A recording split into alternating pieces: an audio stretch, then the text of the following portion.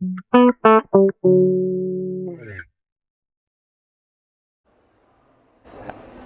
and welcome back to the National Creative Writing Industry Day. We're now joined by Aimee Felone, who is the publisher of Knights of Publishing.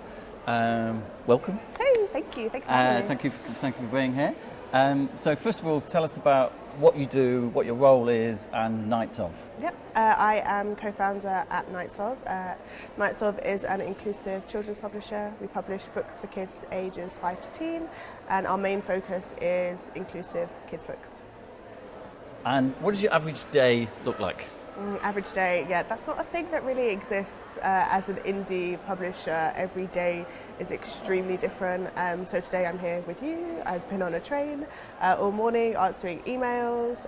But then yesterday, for example, I was in the office all day getting marketing materials ready for an upcoming publication.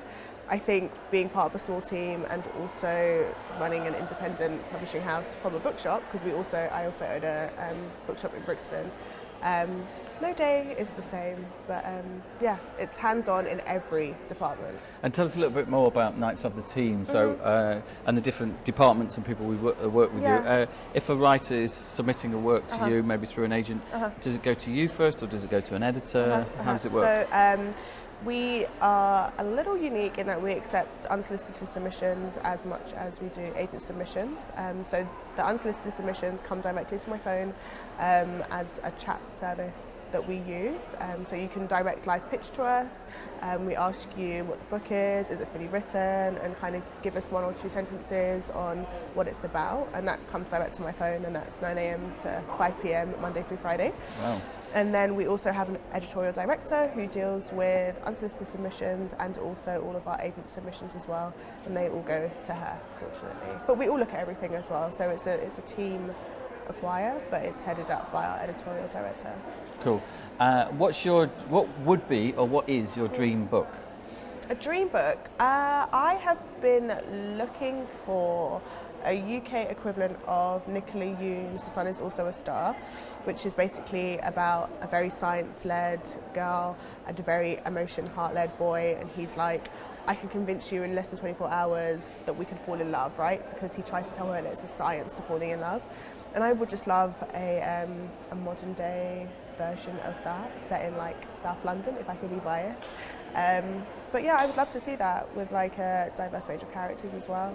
I would also love to see more black men writing middle grades and early readers as well. But yeah, just a few things on my wish list. Is there like a target area of the demographic of your readership that you really want to kind of increase and reach? That's sort of suffered in this market, because you hear about kind of drop-offs, especially in male reading at certain ages. Yeah. I think so. Looking in terms of creators, there are definitely less black men writing kids' books. But then in terms of who is picking up books as well, we do see that boys tend to drop off at a certain age.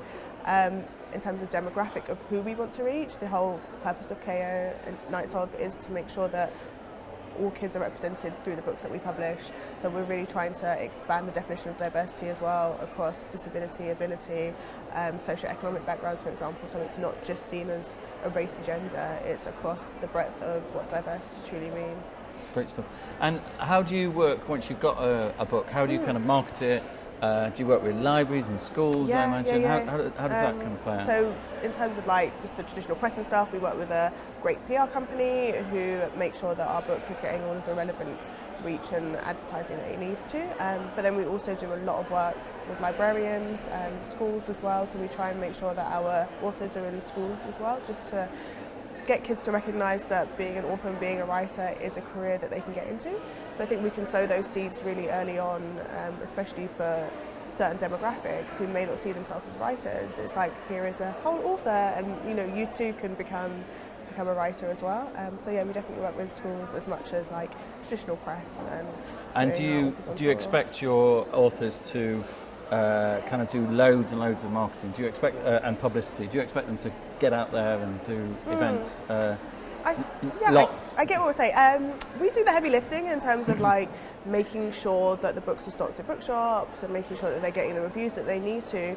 But author tours and speaking events are part and parcel of getting a book out there and getting the reach that you want as well. So you can't really write in a garret and then say I'm done with the book. Especially not in kids, no. Like kids love author events, you know. So for example, I was with Shana Jackson, author of High Rise Mystery, last week, and she's written a murder mystery set in South London. And part of what she did with the kids was to get them to write a murder mystery as well. And they were throwing out some of the craziest ideas I've ever heard. But that becomes part of the whole experience of reading the book and gets them excited to read more as well.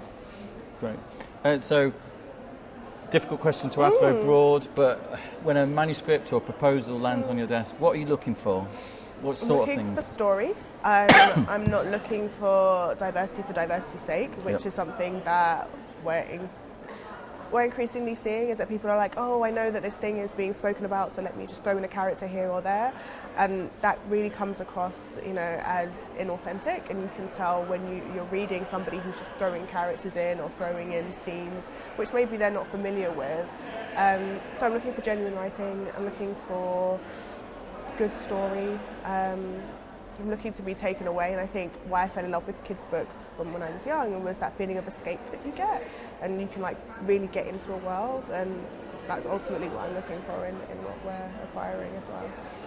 Cool. When you talk to or when you hear children's publishers talking, children's editors working in children's fiction, they seem to be definitely the most passionate. They feel that they can, if you're working in children's publishing, you really are, if you're addressing things like literacy, child literacy, you really are kind of making an impact more than any other genre. You're really kind of changing the world to a certain extent. Is that what kind of drew you into it as a genre? 100%.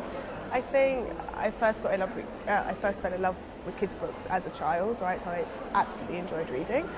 And then it became a thing of, oh, I can turn this into a career, so I can turn my love and my passion for books into something that I can then replicate for others. And then kids publishing particularly, you know, we have a responsibility, I think, especially in children's, to make sure that we publish inclusively and to make sure that we're not just publishing certain stories for certain kids, but to ensure that all children can pick up a book, see themselves reflected, and also have windows into other worlds as well. Great stuff. And finally, what would be your kind of top tips for a writer or an aspiring author to, you know, when they're putting together or thinking about putting together a proposal for you specifically, your publishing house? For us, I mean, for writers generally, I always tell writers to read as much as they can and to read the genres that they may not like, just because you will find things within the genre that you're like, oh, I enjoy the way that they put this together, or I enjoy the way that they built the character up in this way. So I would say that even if there's something like maybe crime or fantasy or whatever you don't enjoy reading, I always say try and read that, because you might find something in there that you can then turn around and use in your own writing. And for KO, I think just put together a great story. Like the stories that we publish are good, fun, commercial kids books, right? We're not looking for anything that is trauma. We're not looking for box ticking either. So I think authentic voice, great story, great characters. Yeah, that's what we're looking for. Great, thank you very much. Thank you so much. Aimee, join us again in a few minutes when I'll be talking to the poet, award-winning poet Andrew McMillan. Thank you. Thank you.